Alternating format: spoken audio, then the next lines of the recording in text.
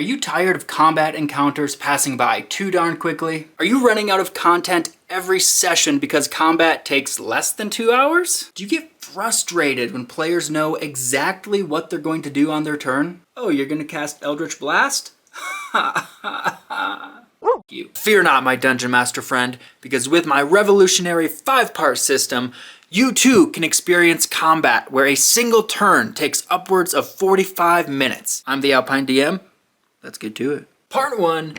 Ensure that your players are not robots. With the surge of popularity in AI tools and products, it can be increasingly difficult to tell whether your players are actually humans or if they've been replaced by highly advanced bioconstructs. In an effort to delay the robot takeover, it is now advisable to only play D&D with actual humans. Naturally, using a CAPTCHA in your game is the only way to go about doing this.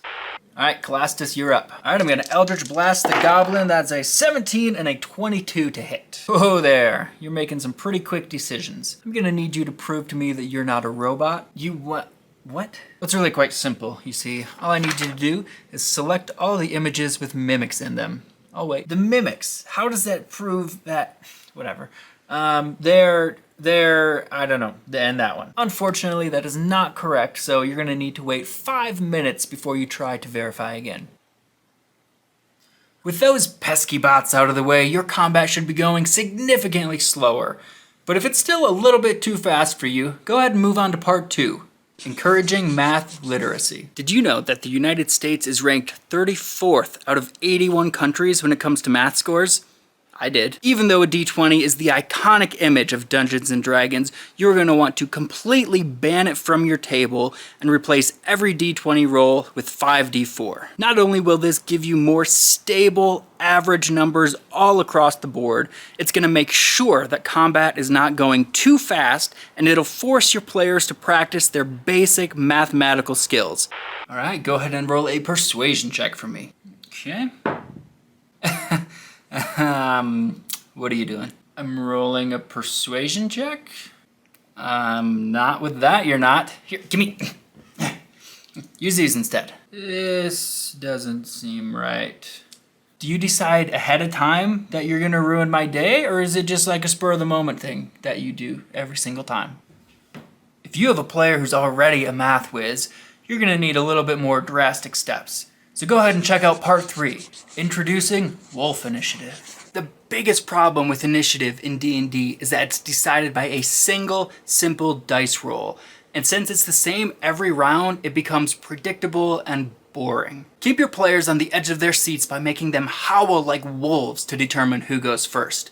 What better way is there to assess who's really ready for combat? Plus, the neat part is that you get to do it again at the end of every single round, so combat will be so much more dynamic and exciting, and it'll take so much longer. Okay, go ahead and howl for initiative. I think it's pronounced roll. If only it were so simple. No. I need each and every one of you to howl like a wolf for as long and as loud as you possibly can to determine who goes first. Huh? I demand you to howl! If everyone has embraced their inner wolf and combat is still going too quickly, it's time to implement part 4. Ensure the party is balanced. Everyone knows that during combat, the party needs to be balanced in order to succeed. But what people don't ever talk about is making sure that the players are balanced as well. It's all fine and dandy to understand how to play one class, but for the betterment of the hobby, it's very important to make sure that your players know how to play any of the classes. And the best way to do this is with a rotating character sheet. All right, before we re-howl for initiative, could everyone pass their character sheets to the right? Okay, but this is my character. Or you could stop being selfish and do what the Dungeon Master says. How about that? Yeah, but I don't even know how to play a cleric. Yes, I know, and that's part of the problem. I'm trying to help you, Greg.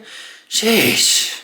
It's time to implement the best, the final part, part 5, use environmental lighting. The best way to keep combat moving at a crawl in your D&D games is to use environmental and ambient lighting the correct way. For example, if you're in a dungeon or a cave, just turn off the lights. As you move deeper and deeper into the cave, it gets darker and darker until you can't see anything at all. Hey, I can't really see anything. I just love that you are staying in character. No, that's not... Can I light a torch or something? You absolutely can. Great idea. Here you go. Okay, thank you. This helps a little bit. I do have dark vision though, so what about that? Ooh, sorry. Sounds like you should have took darker vision instead. Thanks for watching. For more hot tips, be sure to subscribe.